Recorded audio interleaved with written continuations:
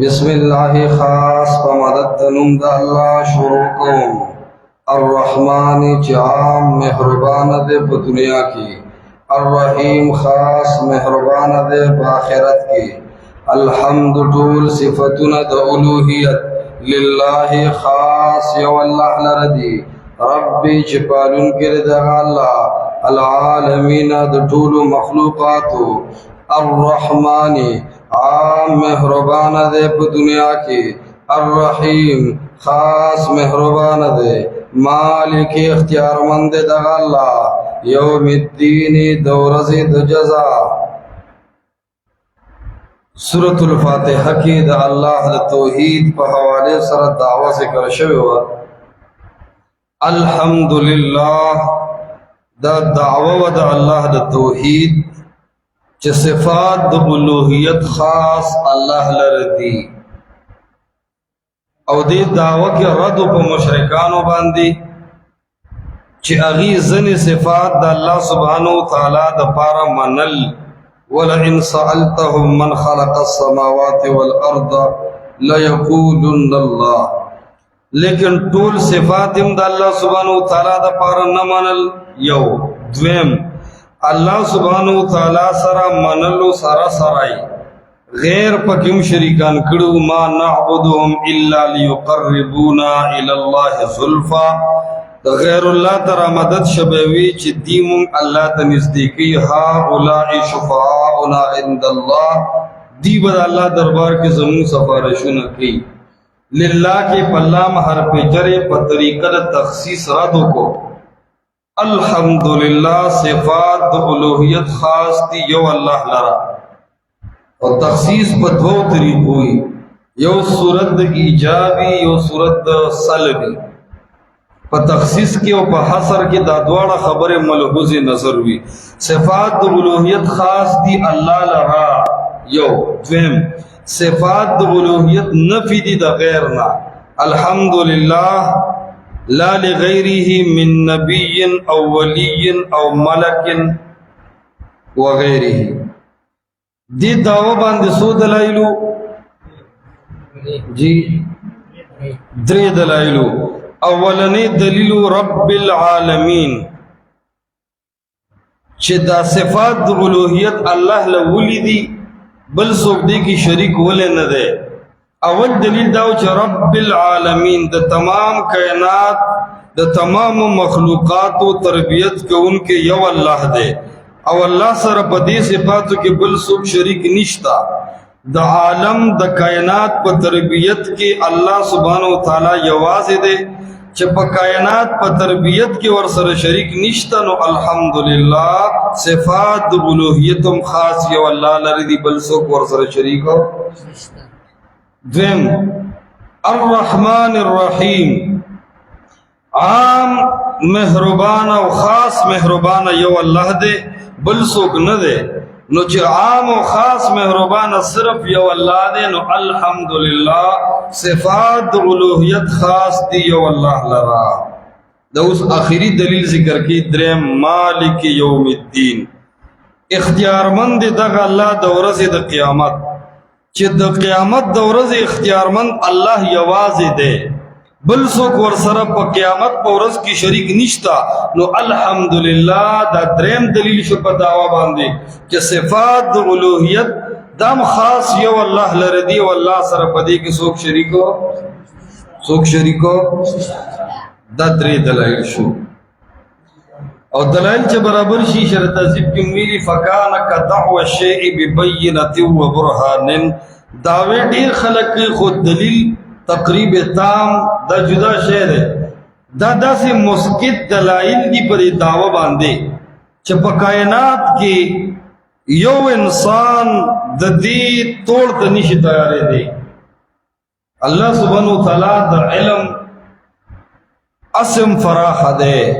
خود دی زینو نخکارا پتہ لگی چسنگ تربیت دا عالم رب العالمین کئی رب العالمین دے داسی نہ نبی کولی شی نہ ولی نہ جواندے نہ مڑے نہ جن نہ پرشتہ اس سو کے نش کولے نو واقعي چې دا رب العالمین یو داسې دلیل دی چې دې صفت باندې بل څوک نشي موصوف کېدلی داسې الرحمن الرحیم دغسې مالک یوم الدین او د دې صفت د مخکې سره مناسبت څه دی ګوره مخکې پرون درس کې وي الرحمن الرحیم الله ډېر رحمان او رحیم ذات دی د الله سبحانه وتعالی رحم پسې ډېر غالب شي وسعت رحمتي کل شی زما رحمت په هر څیز باندې غالب دی نو دې کې ځینې خلکو ته دا ذهن کې شبهه راځي چې الله دومره رحمان او رحیم دی خو موږ ته هېڅ هم نه وایي مونږ ته الله خو اسم رحمان رحیم دی خلک وایي که نه په یو لاس کې سګرټي او نشه به کوي د مونځ ټایم به یې مانځه ته نه راځي ګډ وډ به یې ټول او بیا هم چې دې تپوس وکړي چې توجه کوه ماته چې بیا هم دې تپوس وکړي لکه مانځه له راځه قرآن حدیث زده کا وی الله رحمان او رحیم دی دا ټکي خلک وایي که نه وایي د دغې سوال ښه جواب دی آیت کریمه کې الله رب العزت کړی دی چې ټیک د رحمان رحیم دی د الله نعمتونه عام دي خو ګوره خیال ساته د الله نعمتونو کې د جایز ناجایز خیال ساته د حرام او د حلال خیال ساته د قرآن او د حدیث خیال ساته رحمان رحیم دی خو نعمتونه داسې عام نه دي ګوره تاسو بې مهاره څاروي نه یې مالک یوم الدین د حساب کتاب دپاره یو ورځ هم مقرر ده دیکھیے گرفت واچو کہ صرف رحمان و رحیم تا مگورا داغا احکامات امنا ذکر چی یورز دا پیسلی را روانا دا اللہ سبحانہ وتعالی با پاگی کی حساب کتاب کی نواسنا چی نعمتون دی دا سے استعمال کری چی غلط مزر دیگستی لکزوانی یو نعمت دے اس دا نعمت اللہ سبحانہ وتعالی در کڑے دے چی پجائز سیزنو کی ہو لگوا تا ځواني ټوله په زناکارو کې د دنیا په ګټلو کې په شراب خورۍ کې تیره کړه نو مالک یوم الدین دا نعمت دې ضایع کو الله به تا سر د فیصلې په ورځ حساب کوي دغه رنګې الله سبحانه وتعالی مال درکړی دی او دا مال یو نعمت دی دا داسې استعمال کا چې ګورې جایز ناجایز ته ګوره کو دې نه کتل نو مالک یوم الدین یو ورځ د فیصلې را روانه ده الله به دې راټینګوي دا علم د الله یو نعمت دی دا علم د الله سبحانه وتعالی یو نعمت دی او دا نعمت د قرآن حدیث د اصول مطابق استعمال کا که د منطق او د فلسفې په وجه د عوام دوکه کړو یا د طالبان دوکه کړو حق د ګډ وډ کو نو مالک یوم الدین یو ورځ د فیصلې را روانه ده مالک اختیارمند دی دغه الله یوم الدین د ورځ د فیصلې مالک د مالک نه وتی دی دیکھ یو مالکی قرات ورشته متواتر قرات دی مالک وی واقدار تا مالک وی اختیارمند تا تفسیر بیضاوی کے وی المدبر المتصرف فی الاعیان المملوکہ کیف یشاء اغا اختیارمند چې په خپلو تمامو سیزونو کې په زواتو کې په اعیانو کې په جواهرو کې تصرف کوي کیف یشاء څنګه چې خوښ شي یعنی یو سیز د هغه د اختیار نه وتلی نشي او هر یو سیز په یو اندازه کړي تاسو وګورئ که دې ادیلې د میږي خپې ورکړی دی ده به قدم اخیستی که چېرته دې میږلې د ادي خړتم ورکړی وي دا به ځان نه تماشه خود دی هر سیز له اول یو اندازه ورکړه او بیا په قادر دی د پاسه دې دوی مالک یوم الدین اختیارمند دی څومره سیزونه چې پیدا کړي د هغې مالک دی د واک نه وتلی نشي دا غرونه سمندر اسمانونه او ځمکې څومره لوی سیزونه دي لیکن الله سبحانه وتعالی چې کله زلزله راولي د ځمکې له څنګ تیز جړک ورکړي خیال به کړی دی هر څومره زړور خلک یې حوصلې وغورځوي الله ورته یاد شي دا ولې دا ځمکې اسمانونه الله پیدا کړي دي غرونه پیدا کړي دي خو پرېښي نه دي دا الله په تصرف کې دننه دي ځکه هغه مالک دی اختیارمند دی دلته یو مشهور سوال راځي چې الله سبحانه وتعالی خو د دنیا د ورځې هم مالک دی که د دنیا د ورځې مالک نه دی د دنیا هم مالک دی، نو تخصیص یې ولې وکړو چې مالک یوم الدین د قیامت د ورځې مالک دی؟ سبب د تخصیص څه دی؟ جواب تفسیر بیضاوی سراج المنیر تفسیر کی النکت والعیون کے علامہ ماوردی داسې کړی دی. هغه وایي چې په دې دنیا کې ظاهري ملکیت هر چاته حاصل دی. څوک وایي دا ځمکه زما د ځای مالک یم، څوک وایي زه د دې کور مالک یم، څوک وایي زه د دې ښځې مالک یم، څوک وایي زه د دې بزنس مالک یم. دا مالک ټکي دنیا کې مزم کوي، خلق استعمالی. نو الله سبحانه وتعالی د قیامت د ورځې متعلق فرمایل مالک یوم الدین، د قیامت په ورځ به دا تمام مجازي ملکیتونه ختم شي او ټول بادشاہان به سر ښکته کی او دې خبرې ته به تسلیم شي چې نن ورځ اختیار صرف او صرف د چا دی؟ مالک یوم الدین. دا غټ غټ بادشاہان به ناست دي، دا د جمهوریت د طاغوت د کفري نظام دا لوی لوی رؤسا به ناست وي. دا د الله د قانون مقابلې چې کول، عالمان پې شهیدان کول، مدارس پې ورانول، وینې پې تویولې، بچی پې یتیمانان کول، دې ته ظلم نه وي. د خپل طاغوتي قانون د حفاظت دپاره هره حربه لټوله. چا د خپل جاگیر دپاره اعلان کو انا ربکم الاعلی، ستاسو لوی رب زیم. چاوی ما علمت لکم من الہ غیری. دا ټول بادشاہان بناستی، رب العالمین به د خپل شان مطابق راشي. ګوره دا راتلل د الله صفت دی، دا نه چې ګنې د الله سبحانه وتعالی قدرت به متوجه شي، نه، الله له مونږ دا صفات منو. دا زمونږ د اهل الحدیثو د امت د سلف و عقیده ده چې دا کم صفات الله سبحانه وتعالی قرآن حدیث کې ځان له بیان کړي دي، دا الله له ثابت دي بغیر د تفصیل، د تمثیل او د تشبیه د مخلوق نه. دا د شرلقای دا خبر نه ده چې لا عینه لا غیره او بس منځ کې ووایي چې دا یو صفت دی او الله پې ښه پوهېږي. نه، څنګه چې موږ وایو الله ویني او اوري، دې کې موږ تعبیر کوو. د ټولو مولانو نه چې تپوس کوي چې دا سمیع او بصیر څه معنی ده؟ وي لیدونکي اورېدونکي. وایي دې کې ولې تعویل نه کوي؟ چې څنګه دې کې نشته داسې الله رب العالمین له په دې راتلو کې څه تعویل موږ نه کوو.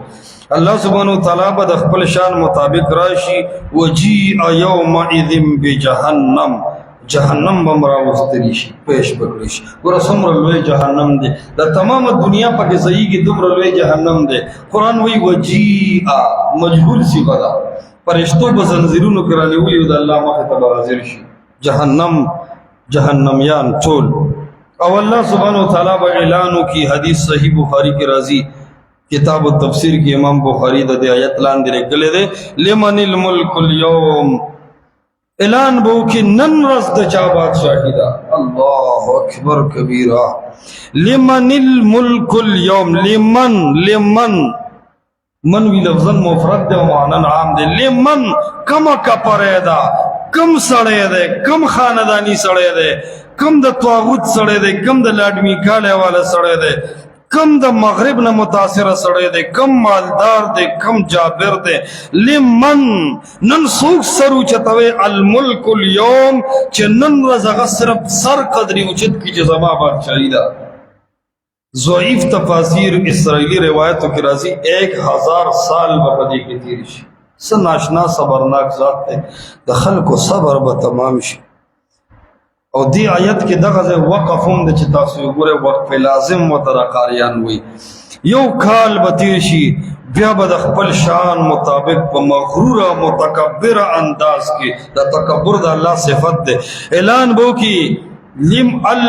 لله الواحد القهار.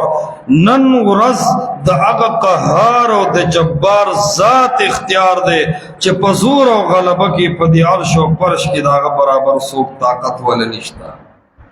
دا به الله اعلان وکړي. دا ټول بادشاہان به سرونه کته کی، هر سړی به پوهي چې دا خو ملک عاجزي دا خو ظاهری مجازي ملکو نو دې د وجنا چې په کوم ورځ په ټول بادشاہان سرونه کته کی دا مجازي بادشاہي بم ختم شي او بادشاہان بم اومني چې به د الله نه د بل چا اختیار نشتا نو ځکه تخصیص کو د یوم الدین چې مالک یوم الدین د قیامت د ورځې اختیارمند صرف او صرف یو الله دی د قیامت ورځ یاد کړه دنیا یې ځکه یاد نه کړه چې دنیا کې مجازي مالکان شتا دا مالکان په آخرت کې ختم شي دا مالکان به مونږ چې اختیار د چا دی د چا دی نو ذکر دا یو رس تخصیص کو د یوم الدین سره تفسیر سمرقندی بحر العلوم دا حنفی مفسر دے و متقدمینو کے دے غالباً دا تفسیر مدارک دا علامہ نصفی نم دے مخ کے دے اغا یو خن اکتبل لکلے دا چی دا ذکر ہوئے چی دا قیامت دورز مالک اللہ دے چی دا دی مشرکانو دا یو عقیدہ و چی ہا اولائی شفاعونا عند اللہ دا خلق با دا قیامت پر زمون شفارسیانی دا اولیاء دا انبیاء دا خلق با زمون سپارشونه کی او دا زمونگا پیران چی دی تا پوہنچا ہوا سرکار ہوئی نمونگ لبا دی سپارشونه کی بس مونگ با دی پا قدم قدم زو دیویلو چی اتبعو سبیلنا والنحمل خطایاکم بس مونگ پس ازیستا سو گناہونا بوچ با مونگ دے نو دا آغی و رضی چی دی شک دا دے چی زمونگ دا اولیاء با اختیاری اللہ پہ ردو کو چنا دا ہی چا اختیار بنی مالک یوم الدین دا دغی و رضی دا اختیار او دا دغی رضی واق صرف اللہ سبحانہ وتعالی سر دے بل سو کی پدی کی شریک کڑے نہ دے مالک یوم الدین اختیار مند دغا اللہ دا رضی دا قیامت یوم دیتوی ظرف مفعول فی مالک یوم الدین پر طریقہ دے اضافت دلتا واقعہ شوئے دے اصل کی دا مالک الدینو مطلب دا چی اختیار مند دا دین سزا جزا تاوئی خدا یوم دی دوئی چی صرف دا سزا و دا جزا اختیار مند ندے یوم رولو دا دغٹول و رضی اختیار مند دے دا سزا و دا جزا نا علاوہ پا دے ورز کی دیر معاملات دی تکالیف دی سختی دی پریشانے دی حساب کتاب دے دی ٹھولو کے بید اللہ نا دا بلچا اختیار دا چلی گی دا دیر عموم دا وجن و سرا لفظ دا یوم صراحتن روڑو چھ خلقو لپتو لگی چھ دانا صرف سزا و جزا باورکی او دینا مخ کی بزمونگا اولیاء سفارشو کی نا یوم لا یتکلمون الا من اذن له الرحمن بید اللہ دی اجازت نا بسوک خلقو لاؤنی کی دیتوی اختیار مند دا قیامت دا ورسی نو د دې آیت مقصد دا دی چې تاسو عوام متوای چې دا الله سبحانه وتعالی خو هر خبره کې کمال دی دی لفظ کې څه کمال دی چې وی چې مالک یوم الدین ګوره د دې حاصل وره دی الفاظو کې د الله سبحانه وتعالی اراده دادا چې د قیامت د ورځې مالک صرف زما بل څوک نه ما نو دعوی سره ولګوي چې الحمدلله د الوهیت د صفات او حقدار او مستحقم صرف او صرف څوک دی اللہ نو چی یو اللہ دے نو اے خلقو خپل حاجات یو اللہ تا وسپارے مشکل کشا یو اللہ تا ہوا ہے چی اکا ذات دا ڈوڑے و دا چھے ورکون کی دے زکا چی رب العالمین دے اکا ذات بنعمتون زیاد کی چی رحمان الرحیم دے اکا ذات پا دا قیامت مرحلی آسانی کی زکا چی مالک یوم الدین دے الحمد طول صفتن دا الوحیت للہ خاص اللہ لردی رب العالمین چی تربیت کو ان کے لئے طول مخلوقاتو الرحمن عام مہربان دے الرحیم خاص مہربان دے یا الرحمن غٹ نعمتن والدے الرحیم بڑو نعمتن والدے مالک اختیار مند دا اللہ یوم الدین دو رضی دا فیصلی